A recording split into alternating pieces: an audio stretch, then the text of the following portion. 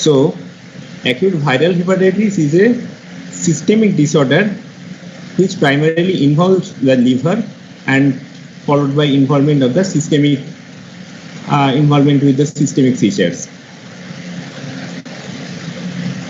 And it is mostly viral cause, and the virus involved is hepatitis A virus, hepatitis B virus, hepatitis C virus rarely, hepatitis E virus, and hepatitis D virus in combination with hepatitis B virus. So you have to know the few things about these viruses.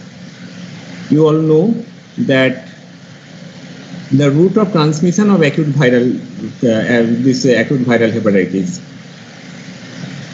Hepatitis A virus and hepatitis E virus is transmitted through fecal-oral route, and hepatitis B and hepatitis D virus and hepatitis C virus also is transmitted through bloodborne infection or parenteral infection in parenteral route.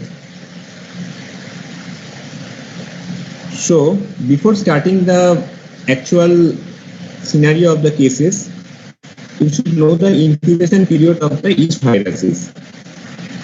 For hepatitis A virus, it is 15 to 45 days. Hepatitis B and D virus, it is 30 to 180 days, and hepatitis E, it is 14 to 60 days. And acute viral hepatitis, before starting the acute viral hepatitis case approach, we should know the facts, few facts, that is acute liver injury and acute liver failure, acute what is hyperacute liver failure, what is subacute liver failure, what about the acute liver failure. So you have to know the definition of these few terms. What is acute liver injury? Acute liver injury is the case basically characterized by hepatic encephalopathy and coagulative disorder. This is acute liver failure. And acute liver injury, when the hepatic encephalopathy portion is not present, but there is injury to the liver and characterized by coagulopathy. So coagulopathy plus encephalopathy, when both are present, this is called acute liver failure, and only coagulopathy is when present, it is called acute liver injury. And next thing is what I have told, that is hyperacute liver failure or fulminant liver failure, acute liver failure, and subacute liver failure. This is nothing but the duration of the period of illness from the onset to clinical presentation. Hyperacute is 0 to 7 days duration. Acute liver failure 7 days to 28 days, and subacute liver failure is 4 weeks to 24 weeks. So this is more or less the important definition before starting the case scenario. What is the presentation of acute liver failure, acute viral hepatitis? There are 3 stages of acute viral hepatitis. First of all, prodromal stage, next clinical jaundice, and third is the recovery stage. So what is the presentation in prodromal stage? That is mainly constitutional symptom that persist 1 to 2 weeks. What are the constitutional symptoms? Malaise, fever, anorexia, vomiting, altered bowel habit, and these are more or less similar for all type of acute viral hepatitis. And next is this constitutional symptom usually persist 1 to 2 weeks, and before the appearance of jaundice, there may be sometimes dark urine or clay colored stool as reported by the patient.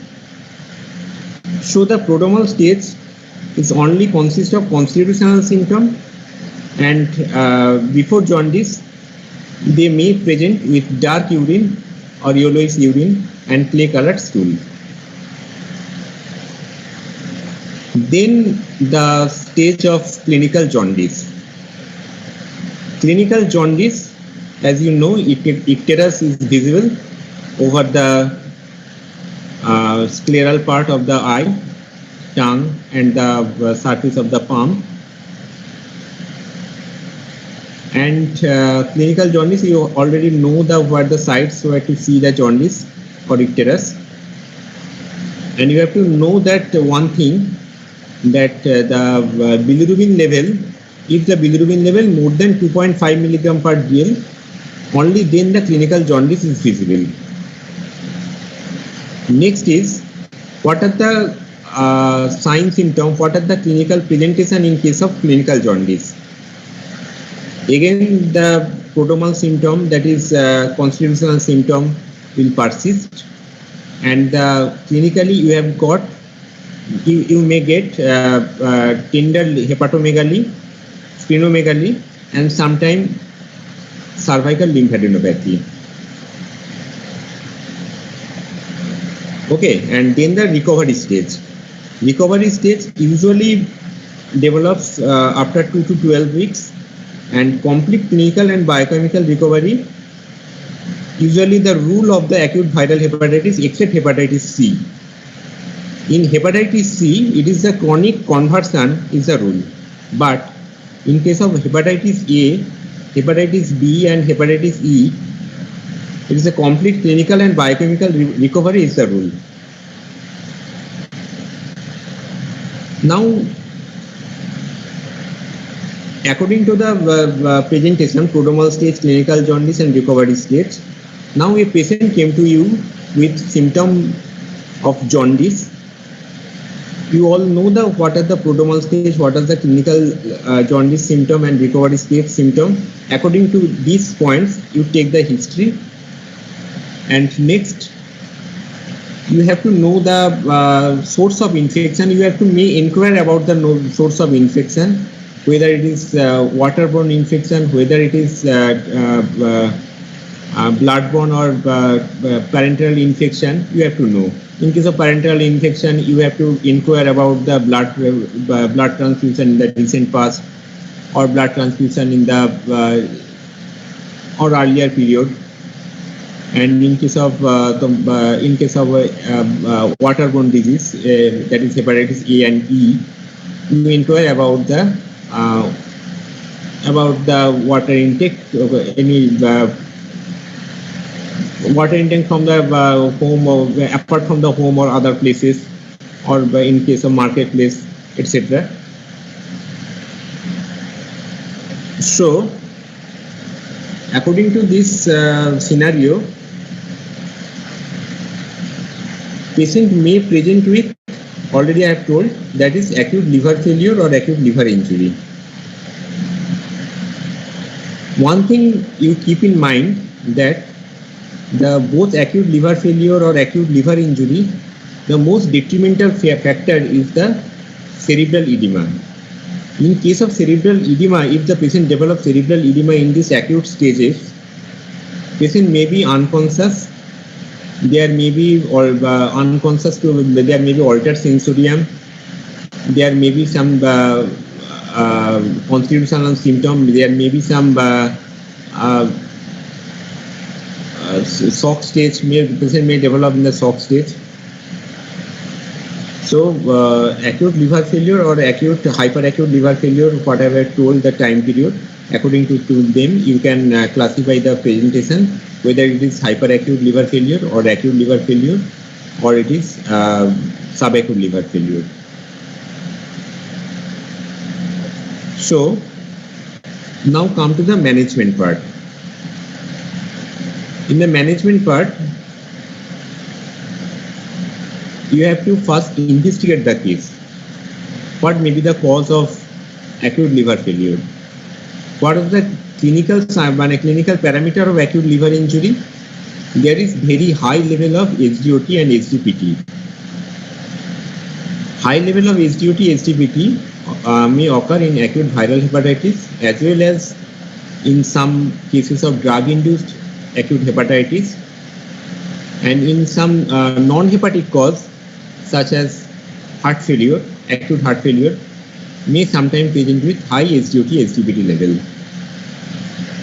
So, in case of jaundice, presence of jaundice, in presence of coagulopathy with high level of SGOT, SGPT, there may be two probability, that is drug-induced hepatitis or acute viral hepatitis.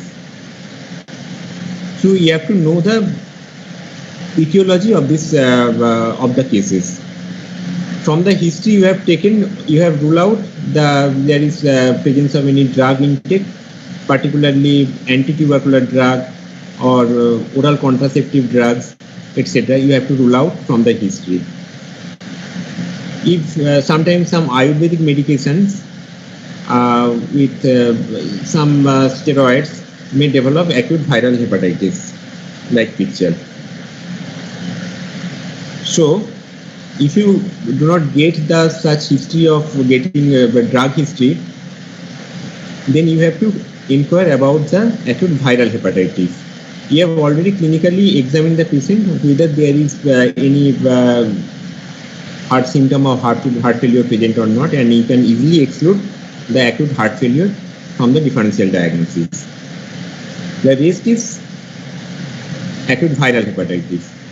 So acute viral hepatitis, you have got the very high level of SGOT, SGPT. There may be moderate to severe degree of hyperbilirubinemia. Usually more than 20 milligram per DL bilirubin level is considered as very severe. And next thing, you have to inquire about the presence or absence of any coagulopathy.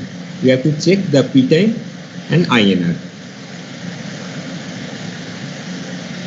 So in case of acute viral hepatitis, there is high SGOT, SGPT along with coagulopathy. Next is you have to know the etiology of the acute viral hepatitis. So what are the common investigation? For hepatitis A, acute stage, IgM hepatitis A, hepatitis C, IgM hepatitis C, and hepatitis E, IgM hepatitis E. These are the investigation for diagnosis hepatitis A, C, and E. What about B? In case of hepatitis B, there is a positive HbS Ag level. Surface antigen will be positive.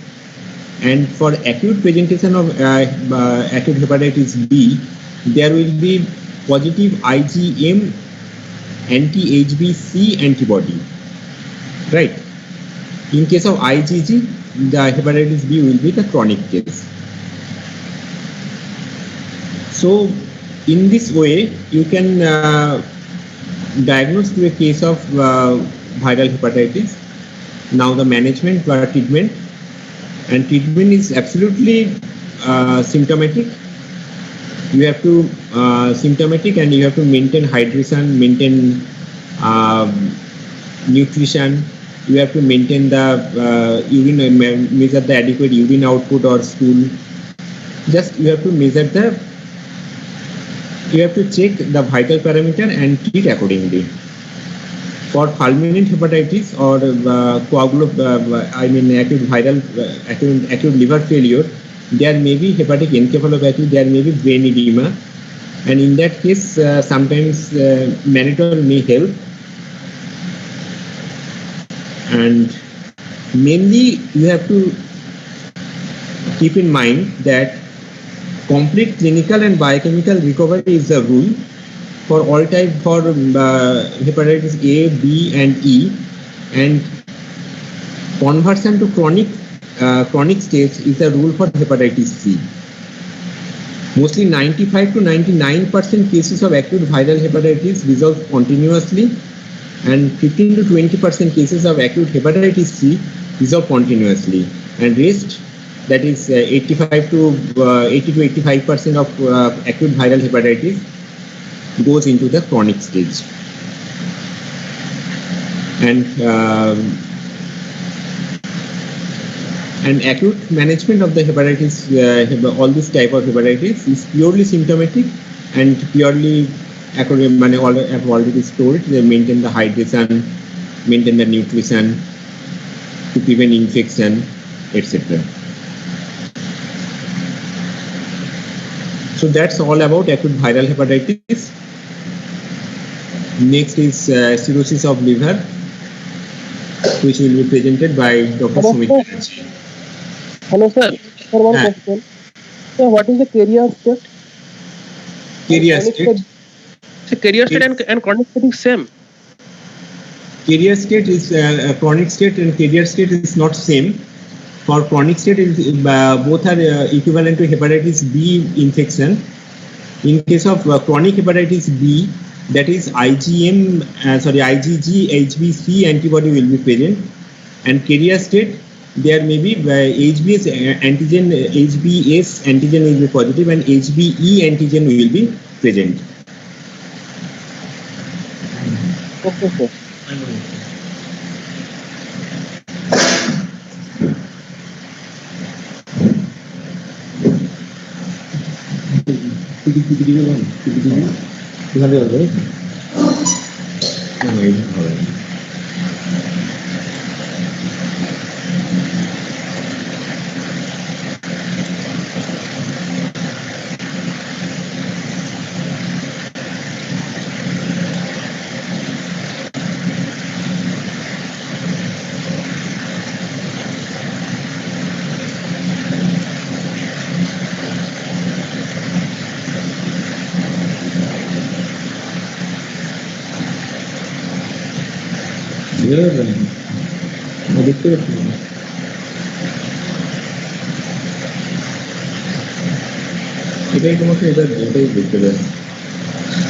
Hello,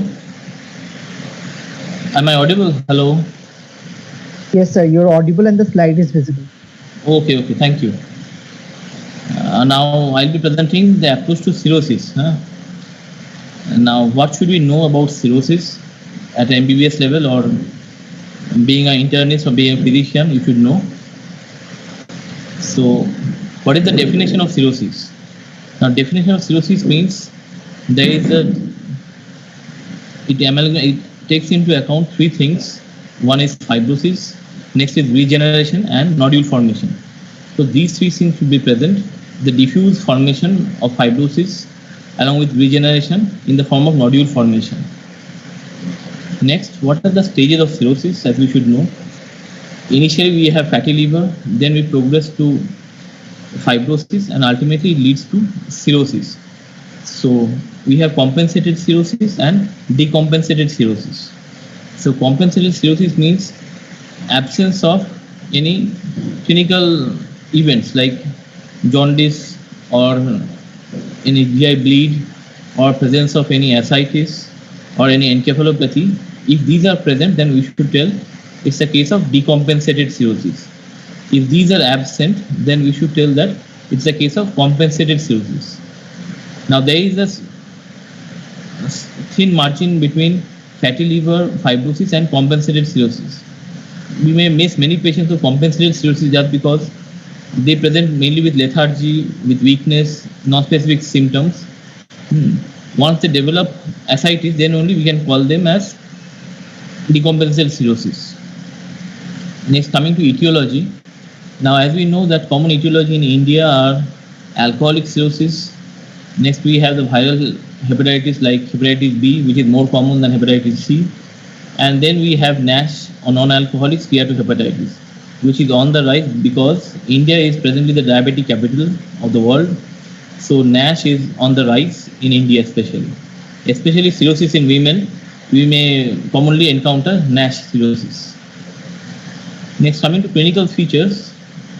What are the common clinical features that we may find in cirrhosis? Ascites, as I had told.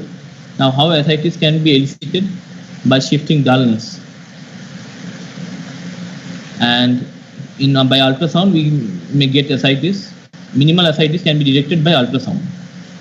Next, the patient may come with GI bleed in the form of hematemesis or melena. Patient may come with altered Sir, we sensation are right now on the first slide only, sir. If we don't know, sir, whether you are changing the slides, but to us only the first slide is. We Okay, can see then only the first slide for.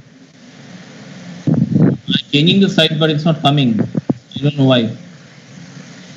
Sir, you can try going into the presentation mode, or coming out of the presentation mode and then again going into the presentation mode. Inside of Sir, the use your mouse Microsoft. to change the slide. Yes. Sir is not even in presentation mode. Yes, sir. Now we can see. Changing, the slides are Yes, changing. sir. Yes, sir. Yes, sir. Okay. Yes, sir. The Yes, slides sir. are. Slide is Okay, changing. okay, okay. Thank you. Thank you for informing me. Thanks. Thank you. Now, this is what the stages of cirrhosis that I told. Now, there are 3 stages.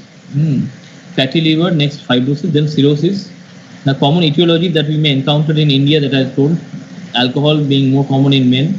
In females, we may encounter NASH, non-alcoholic steatohepatitis, that is more common in women.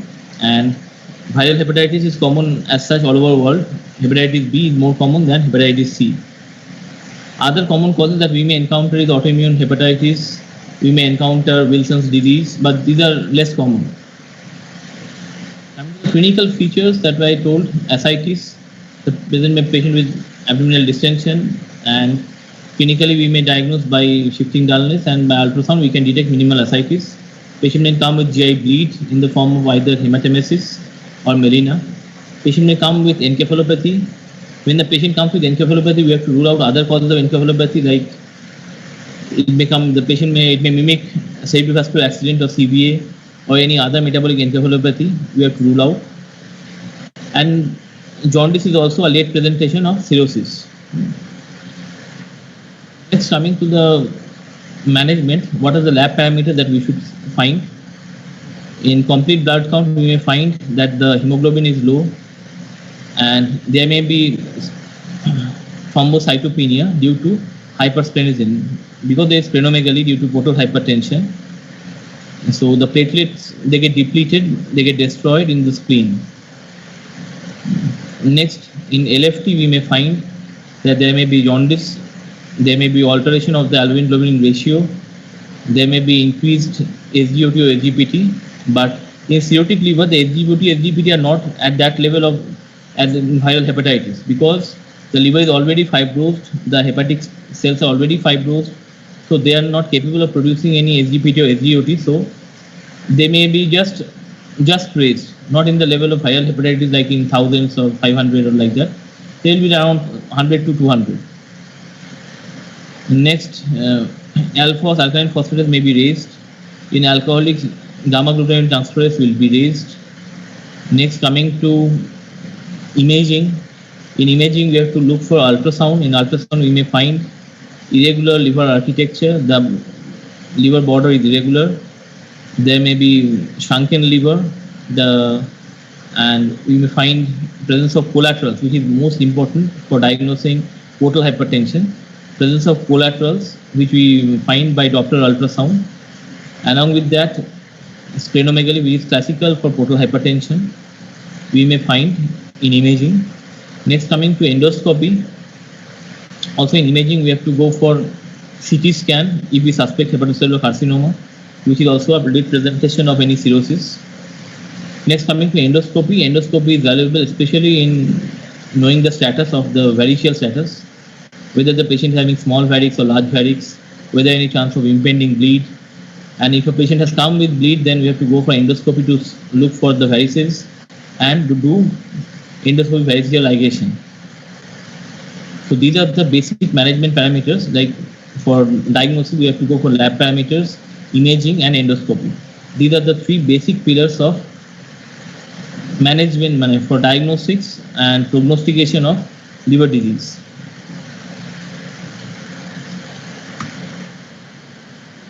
Next, coming to the next slide, that is treatment. Now, for treatment of liver disease as such, it's just conservative. We don't have any treatment as such. We have to just treat the common complications of ascites. Liver disease as such has no treatment. We have to deal with the complications of cirrhosis.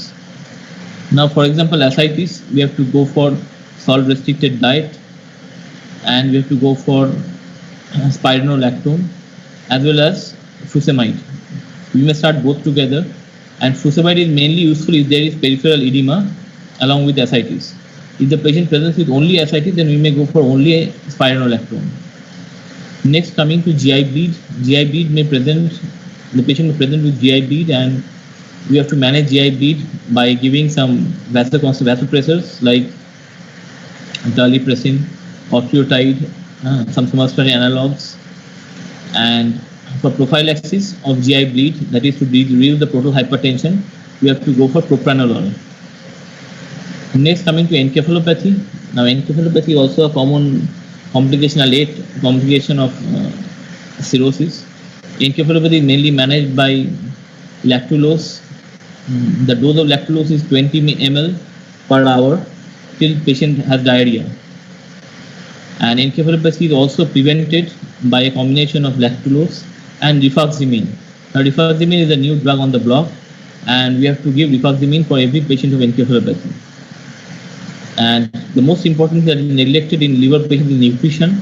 We have to give a balanced diet, salt-restricted and protein-rich diet, and we have to give a calorie of around 30 to 35 kilocalorie per kg per day, along with adequate carbohydrate, because this patient may develop hypoglycemia at night.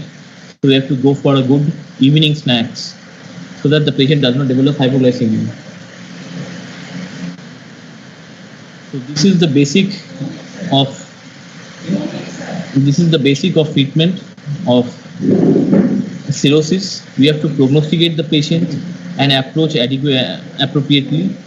Now, prognosis may be mainly managed by, prognosis can be mainly detected by CTP score or Child-Pugh score, by which we can prognosticate the patient and appropriate survival can be explained to the patient. So, any questions you have? Sir আরেকবার একটু repeat করুন না প্রোবটার নামটা।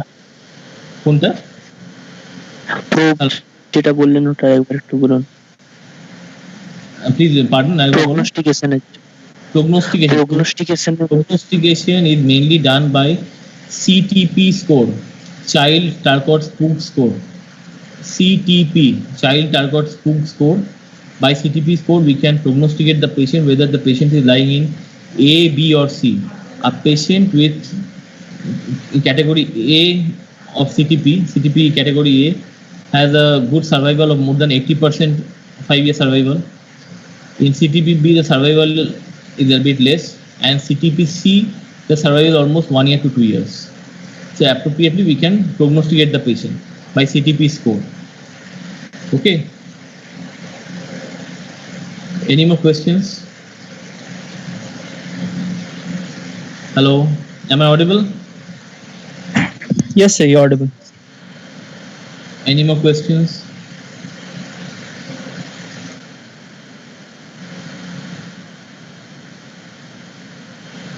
So if you don't have any more questions, then I'll be terminating the class.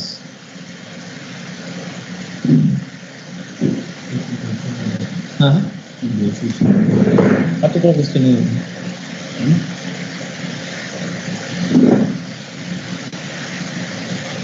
Hello sir.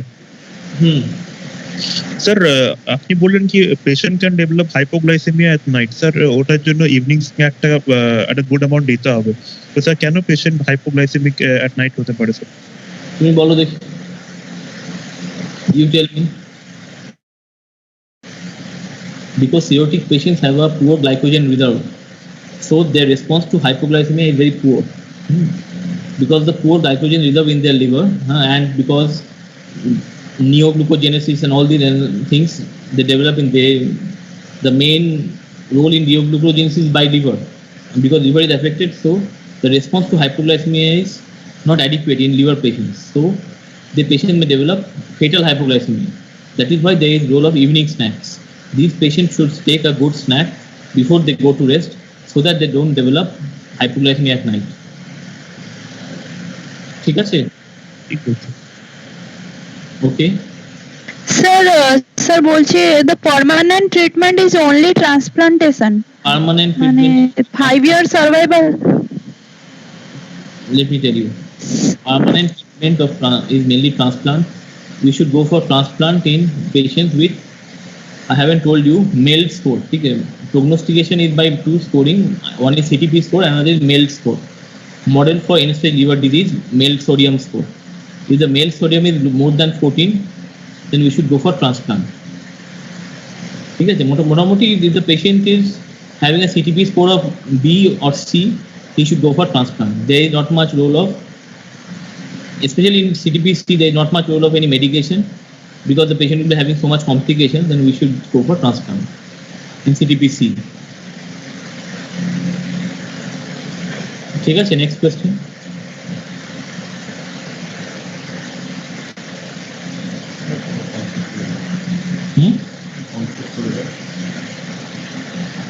So with this, I'll be concluding the class. Okay, thank you for your participation. Please. Thank you.